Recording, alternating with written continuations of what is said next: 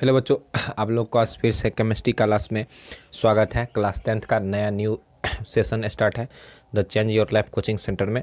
सबसे पहले लेसन पढ़ना है आप लोग को रासायनिक क्रिया, रासायनिक अभिक्रिया एवं समीकरण पढ़ना है। ठीक है, चलिए स्टार्ट करते हैं।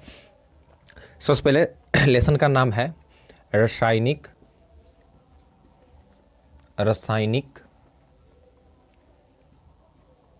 रासायनिक अभिक्रिया एवं समीकरण।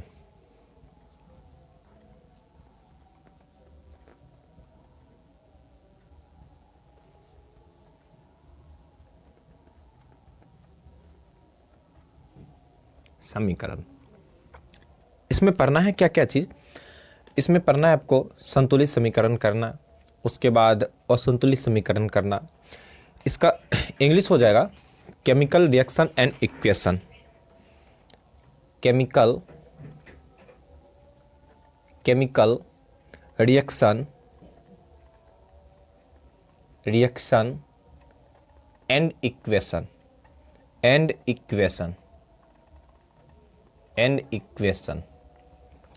चलिए अब इसमें देखते हैं, बहुत बारीकी से देखते हैं कि हमारे यानी अपने दैनिक जीवन में क्या क्या चीज़ रासायनिक अभिक्रिया को देखने को मिलता है।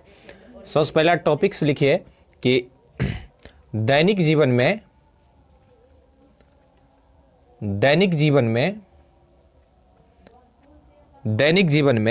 रासायनिक अभिक्रिया, यानी ये दैनिक जीवन जो है ये रासायनिक अभिक्रिया क्या क्या चीज होता है। ठीक है, तो चलिए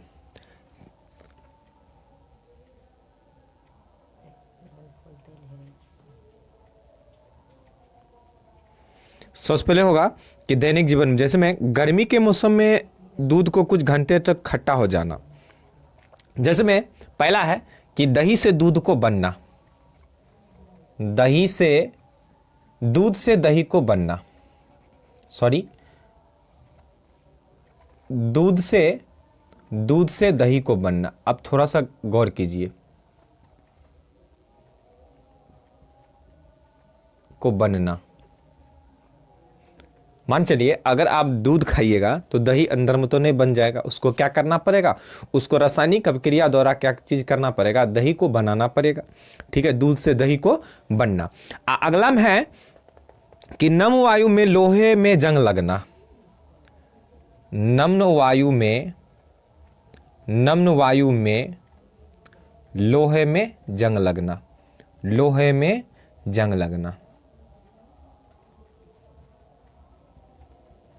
लगना। इसका अर्थ बाबू ये है कि जब हम लोहे को खुली हवा में छोड़ देते हैं तो उसमें जंग लग जाता है, यानी संक्षारण लग जाता है। तो दैनिक अभिक्रिया में लोहे को जंग से कैसे बचाया जाता है, तो लोहे को जंग से पेंट हम लोग कर देंगे तो क्या होगा, लोहे में जंग लगने से बच जाएगा। तो यही बात कह रहा है कि नम्न वायु में यानी अर्ध आयु में लोहे को छोड़ देने पर उसमें जंग लग जाता है। जंग से बचाने के लिए हम लोग को लोहे को पेंट करना पड़ता है। चलिए अगला है शरीर में भोजन का पाचन। शरीर में भोजन का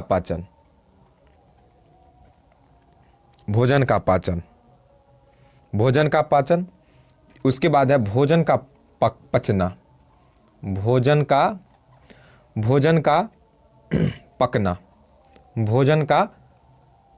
पचना या पकना लिख दीजिए, भोजन का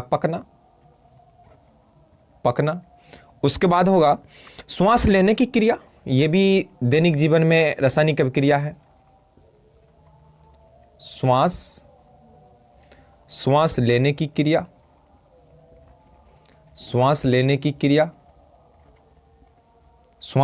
क्रिया। अंगूर का किण्वन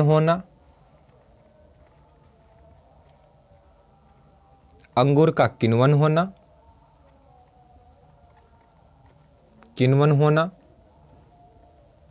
यानी खट्टे हो जाना। उसके बाद ईंधन को जलाना, ईंधन को जलाना। ईंधन को जलाना। उसके बाद है फलों को पकाना, फलों को पकाना, पकाना आदि। यानी इसका अर्थ ये हुआ बाबू कि ये जो रासायनिक दैनिक जीवन में रासायनिक अभिक्रिया है, ठीक, सबसे पहला है दूध से दही का बनना, नम्र वायु में लोहे में जंग लगना, तीसरा है शरीर में भोजन, चौथा है भोजन का पकना, उसके बाद है श्वास लेने की क्रिया, अगर श्वास नहीं लेंगे तो मर जाएंगे, अंगूर का किण्वन होना, ईंधन को जलाना और फलों को पकाना आदि। ये सब क्या चीज होता है? ये सब रासायनिक अभिक्रिया के द्वारा ही होता है। चलिए अब अगला टॉपिक्स पढ़ेंगे कि पदार्थ क्या है। पदार्थ क्या है?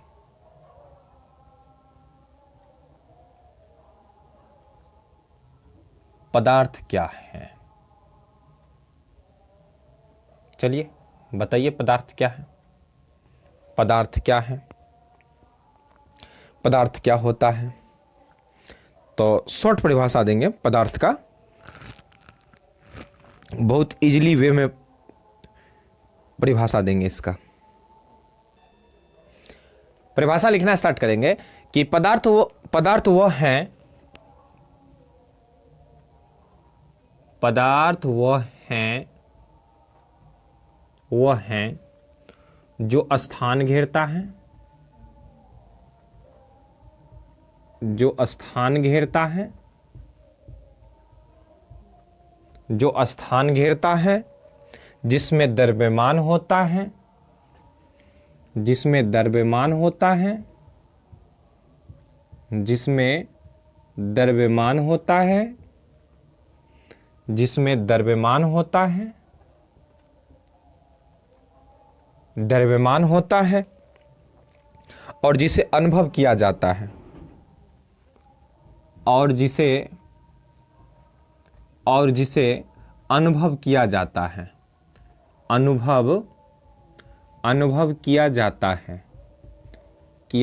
है, जिसे हम पदार्थ कहते हैं, जिसे पदार्थ कहते हैं।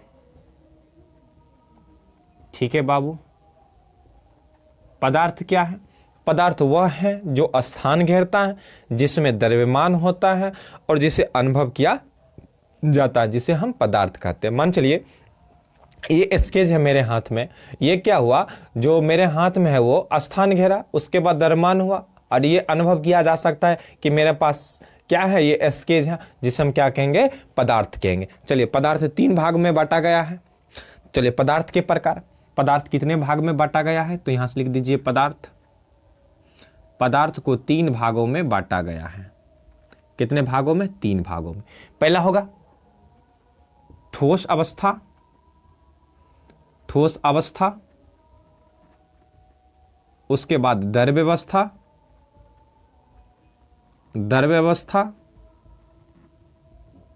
उसके बाद गैस अवस्था,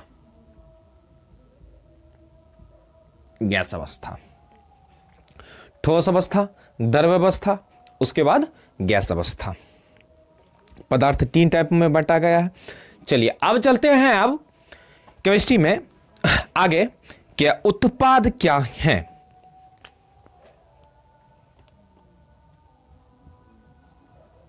उत्पाद क्या है, यानी प्रोडक्ट क्या है? उत्पाद क्या है? उत्पाद क्या है लिखना स्टार्ट करेंगे कि रासायनिक अभिक्रिया में भाग लेने वाले पदार्थ। क्या चीज, यहां से बहुत मोस्ट इंपोर्टेंट क्वेश्चन है बाबू, लिख दो। रासायनिक अभिक्रिया में, रासायनिक अभिक्रिया में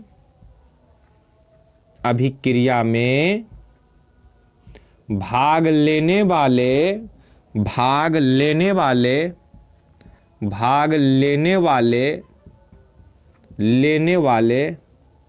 नए पदार्थ को भाग लेने वाले नए पदार्थ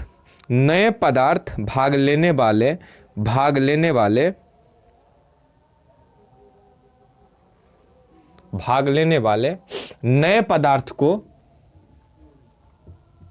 उत्पाद कहते हैं।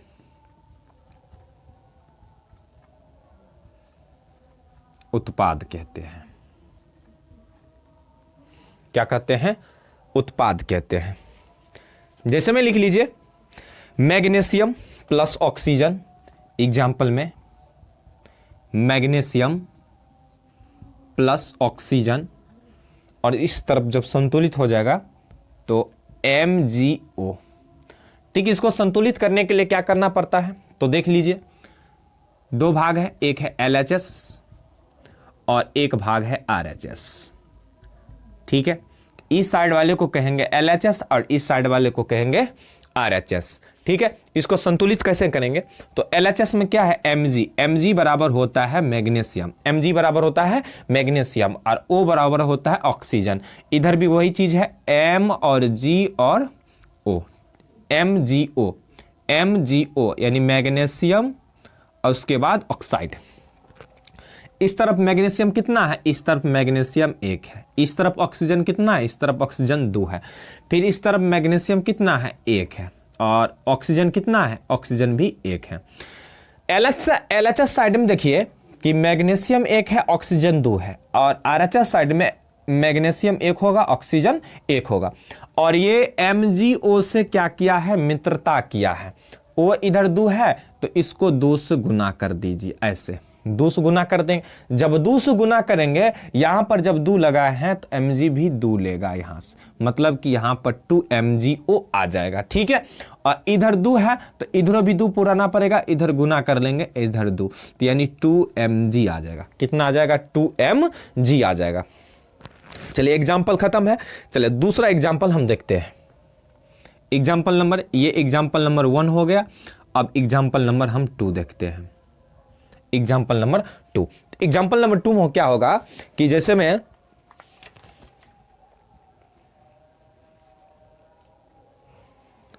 बाबू क्या Zn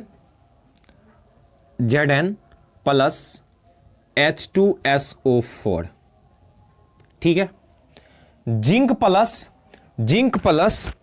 प्लस सल्फ्यूरिक अम्ल, उसको बनाएंगे कैसे तो ZnSO4 प्लस में H2, H2SO4 इंटू में ZnSO4, इसको संतुलित करेंगे। संतुलित कैसे कीजिएगा तो सबसे पहले LHS लिख लीजिए, उसके बाद RHS लिख लीजिए। LHS साइड में कितना है, LHS साइड में Zn है, उसके बाद H है, उसके बाद है S, उसके बाद है O, इधर भी Zn H S, उसके बाद O। तो इधर Zn कितना है, इधर Zn 1 है, H कितना है, H 2 है, O S कितना है 1 है, O कितना है, O है 4।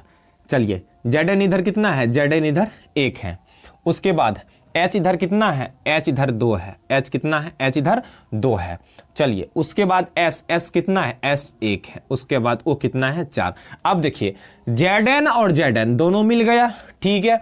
H2 LHS में 1 2 है और RHS में भी 2 है, और S यानी सल्फर 1 है और इधर भी 1 है, यानी दोनों मिल गए, ऑक्सीजन भी 4, ऑक्सीजन भी 4। मतलब क्या हुआ कि ये दोनों क्या है, अपने आप में संतुलित है। तो उत्पाद क्या है, उत्पाद की एक और परिभाषा दे सकते हो आप। कैसे परिभाषा दे सकते हो, रासायनिक अभिक्रिया में भाग लेने वाले पदार्थ को अभिकारक कहते हैं। रासायनिक अभिक्रिया में भाग लेने वाले पदार्थ अभिकारक एवं रासायनिक अभिक्रिया के फलस्वरूप बने पदार्थ को उत्पाद कहते हैं। ठीक है, चलिए एक और परिभाषा इसका लिख लीजिए, उत्पाद क्या है। एक और उत्पाद का परिभाषा जानेंगे, उत्पाद क्या है, उत्पाद क्या है, उत्पाद क्या है। यहां से आंसर लिखना स्टार्ट करेंगे, ठीक है, लिखना स्टार्ट करेंगे। या लिखेंगे कि रासायनिक अभिक्रिया में भाग लेने वाले पदार्थ, रासायनिक अभिक्रिया में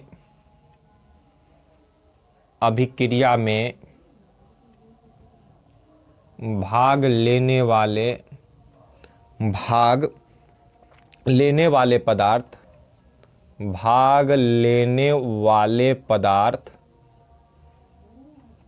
पदार्थ भाग लेने वाले पदार्थ अभिकारक एवं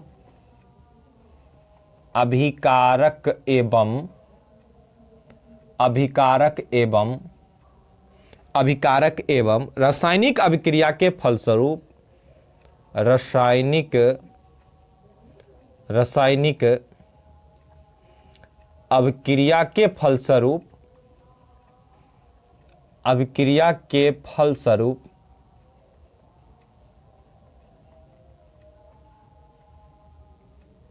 फलस्वरूप बने पदार्थ को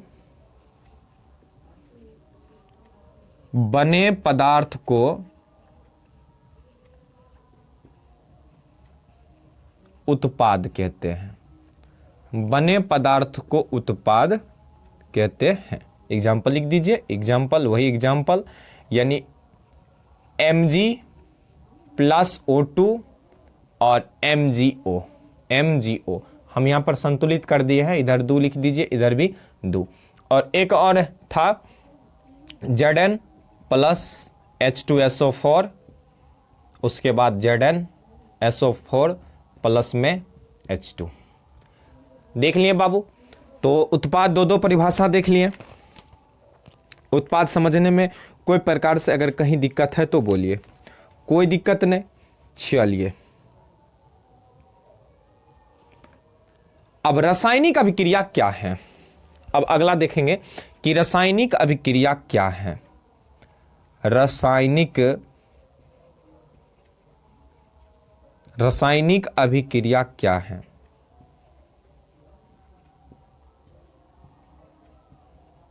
रासायनिक अभिक्रिया क्या है। रासायनिक अभिक्रिया क्या है, उदाहरण के द्वारा समझाइए। उदाहरण के द्वारा समझाइए, के द्वारा समझाइए।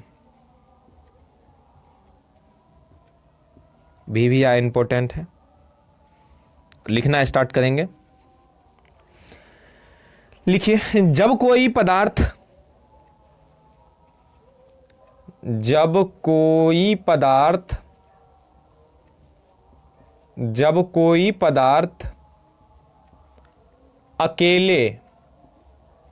अकेले अथवा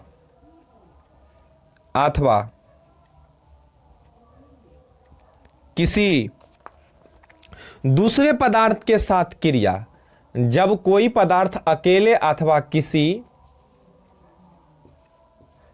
दूसरे पदार्थ के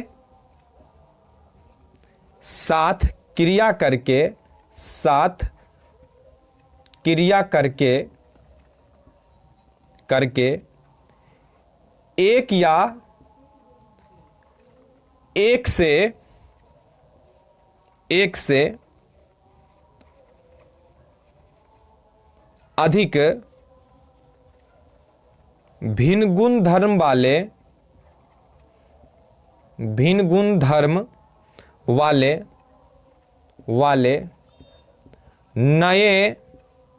नए पदार्थ का निर्माण करते हैं। नए पदार्थ का निर्माण करते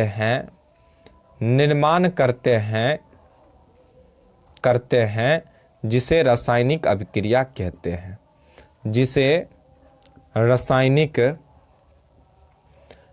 रासायनिक अभिक्रिया कहते हैं। अभिक्रिया कहते हैं।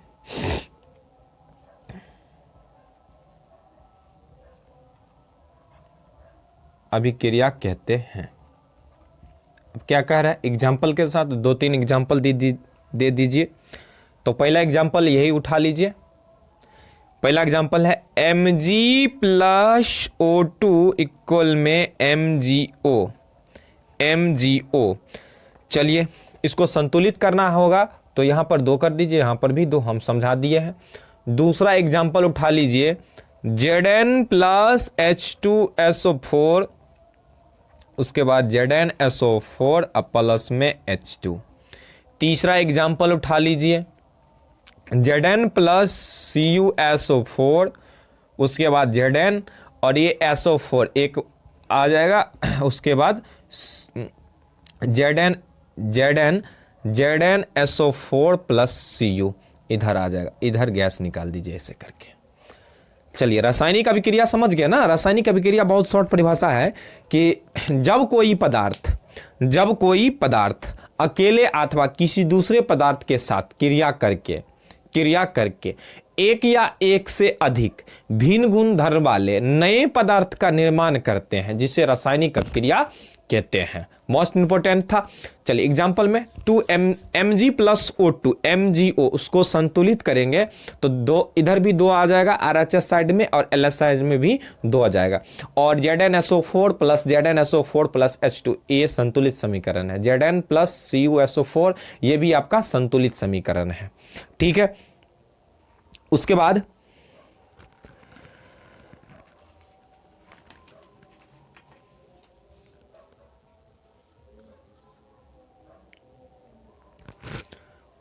एक दो संतुलित समीकरण सीखेंगे, कैसे संतुलित समीकरण होता है। अब सीखते हैं संतुलित समीकरण करना। संतुलित समीकरण करना जैसे में कीजिए तो संतुलित समीकरण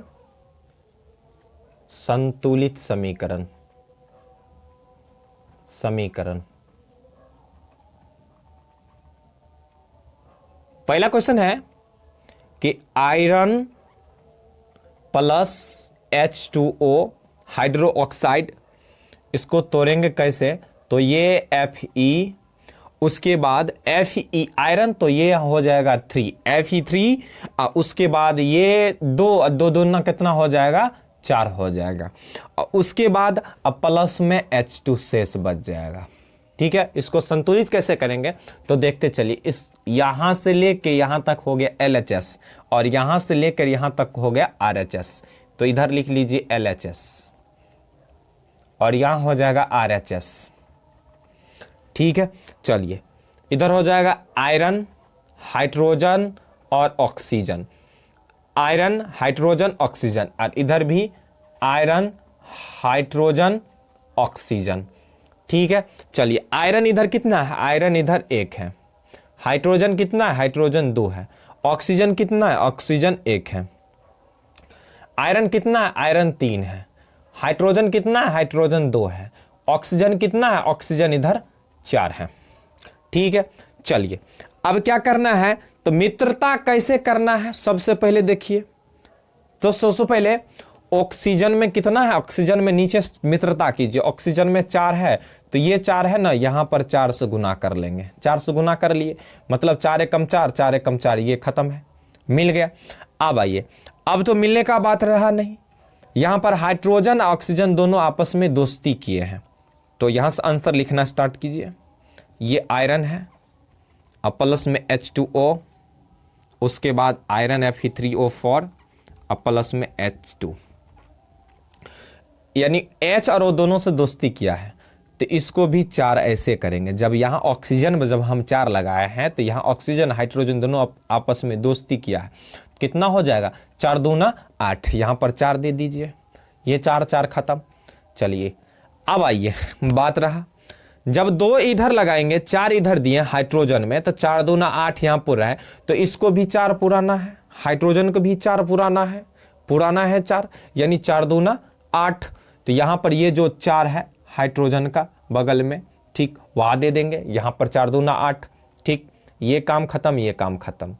चलिए अब क्या करेंगे, अब आयरन में 3 दिया हुआ है, आयरन में कितना दिया हुआ है, 3, तो ये आयरन में हम 3 लगाएंगे, तो यहाँ से कितना हो गया, 3 हो गया, यहाँ से कितना हो गया, 3 हो गया। चलिए यहाँ तक तो कोई दिक्कत नहीं, कोई दिक्कत है नहीं। और ये आयरन तो पूरा हुआ है, ओ इधर 4 था और आयरन भी 3 था, मतलब इसका काम नहीं होगा, इसका काम नहीं होगा, यानी RHS साइड में 4 दिया हुआ है और आयरन भी 3 दिया हुआ है, इधर आयरन 1 था और इधर ऑक्सीजन 1 था, हाइड्रोजन 2 था, तो ऑक्सीजन जब 4 गुना किए इधर भी 4 से गुना होगा, और हाइड्रोजन और ऑक्सीजन दोनों आपस में दोस्ती किया है, तो यहाँ पर ये 4 से अगर गुना ऑक्सीजन में करेंगे तो हाइड्रोजन भी हमको 4 से गुना करना पड़ेगा। ऑक्सीजन में 4, यहाँ पर अगर 4 है, ऑक्सीजन 1 है, तो ये 4 उठकर इधर चलाएगा, तो 4 एकम 4, तो ये 4 4 पुर गया, 4 दूना 8, तो हाइड्रोजन H2O, तो 4 दूना कितना हुआ 8, तो इधर भी 8 पूरना चाहिए, तो इधर भी इधर यहाँ से 4 से गुना करेंगे तो 4 दूना 8 इधर आ जाएगा, तो इधर भी 8 पुराना पड़ेगा, तो 4 दूना 8, ये 4 दूना 8, ये 4 दूना 8 हो गया। चलिए आयरन यहाँ पर 3 दिया हुआ, आयरन के इधर 3 है तो इधर भी 3 पुराना पड़ेगा, आयरन इधर 1 है तो आयरन इधर ये 3 वाला इधर आ जाएगा, 3 एकम 3 हो जाएगा, यानी F3Fe प्लस 4H2O, उसके बाद सूचक F3O4 प्लस में 4H2, ठीक। तो ये हो गया संतुलित, अपना संतुलित समीकरण, ठीक। तब तक के लिए मिलते हैं अगले नेक्स्ट वीडियो में केमिस्ट्री के सेकेंड पार्ट को लेके। वीडियो अगर अच्छा लगे तो लाइक कीजिए, सब्सक्राइब कीजिए, शेयर कीजिए, कमेंट कीजिए। तब तक के लिए बाय बाय।